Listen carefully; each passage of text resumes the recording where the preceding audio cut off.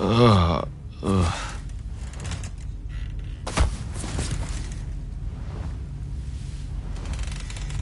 Ugh. Ugh.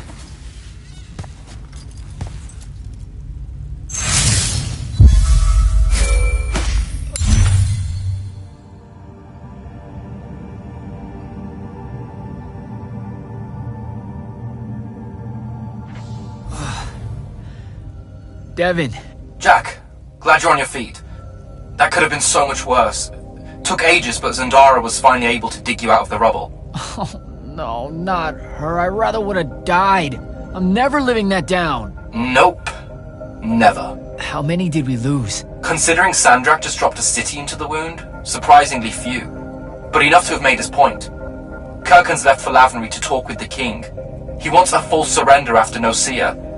There's even talk that Kirkhan's emergency powers may be rescinded. So who's in charge? Zendara. And I'll warn you, she's in a bit of a mood. Kind of on brand for her. I heard that!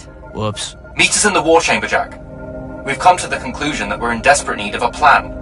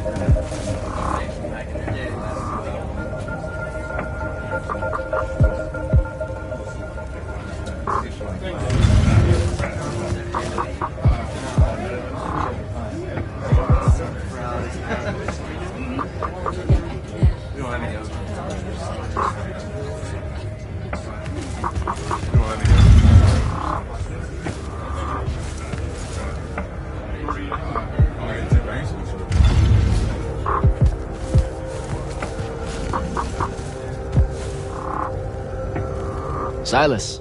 Hello, sir. Now that Yothium is secured, do you have your reassignment? You heard the Grand Magnus at your ceremony, sir. We're either meant for the front, or we're marching north to help Lavenry. The brass is still working out the details. Have a preference? The front, sir. Even though that's an airship over the wound and I have no stomach for flight. My mother and brothers are stationed there. Trenchers by trade, a lot of us. The Magnus that owns our debts likes his lightless to fight his families. Has enough pull with the Light's army to ensure it happens. So how did you end up here? A clerical error, most like. Things got a bit scrambly when it was apparent Sandrak really meant it this time. Going for the ley line tower. But, this way I get to tell Mom I fought alongside the hero of Yothium, right?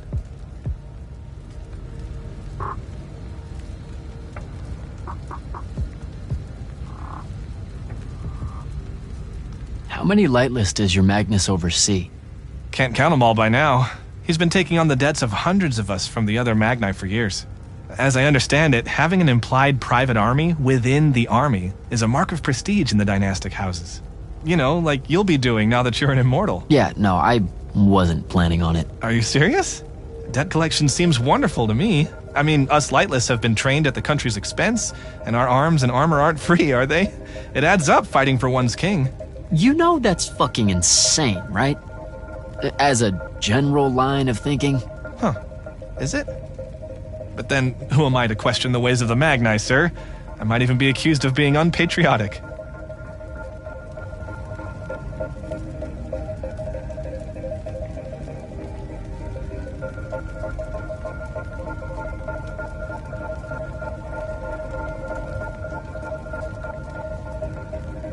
Kirkin was your father's commanding officer at Sundown 10?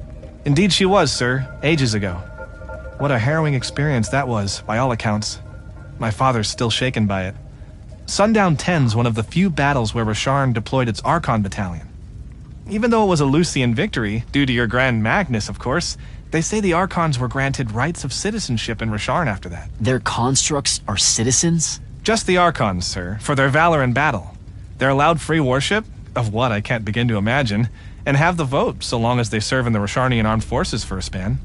That's what some of my squad mates used to say anyway, the older ones. It could just be a lightless soldier's tale. You know how fanciful they can be when it comes to ideas of rights and opportunities and such. That shouldn't have to be fanciful. Now you're just pulling my leg, sir. I'd better go.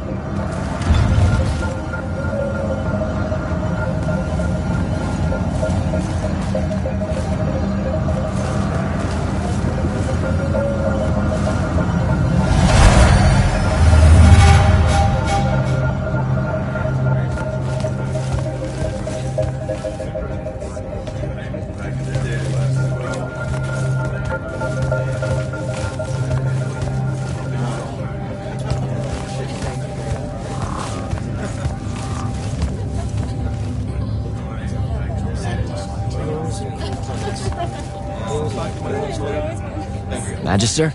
Friend!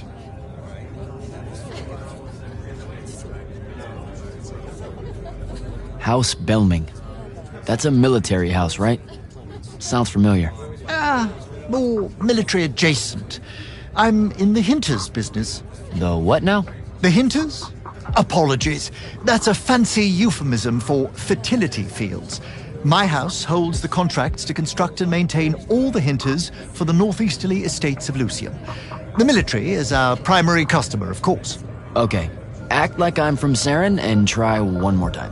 Hinters are stretches of land constructed beneath ley line crossings. The great families use them to influence their offspring's chances of being born with magic, which in turn guarantees that they remain the great families. So you're telling me that being born with magic is manufactured? Of course it is. Well, not always. And there are the unforeseen, such as yourself. There's a chance for everyone.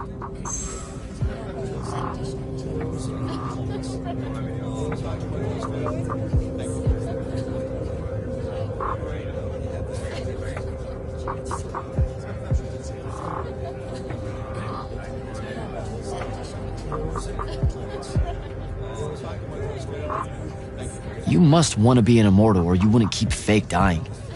But why do you want to be one? Tut-tut. Nothing about the dying feels fake. It's a psychological horror show. Feeling the pain of your flesh burning off while also being slightly annoyed with yourself as it happens. Ugh, the dissonance of those moments. It scars the psyche, Jack. I do not recommend. Which means you have a really good reason for wanting the job. Of course I do. I want to serve Lucium. Nope, not that one. One mustn't equivocate, I see. Fine. I reckon it's expected of me, right? Despite the family business and all its wealth, I'm still a scion of a line of Magni, and share the name of a great house. We're not allowed to avoid the order, or we risk bringing shame to our forebears. All right, Belming. I should go.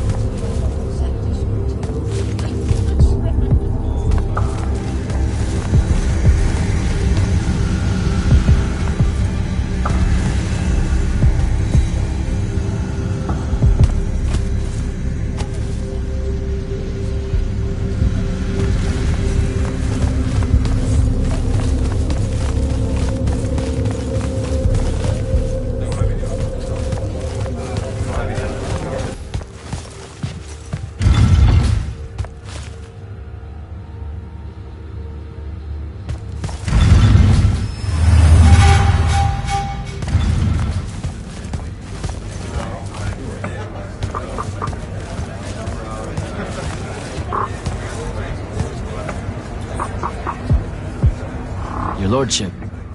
Jack?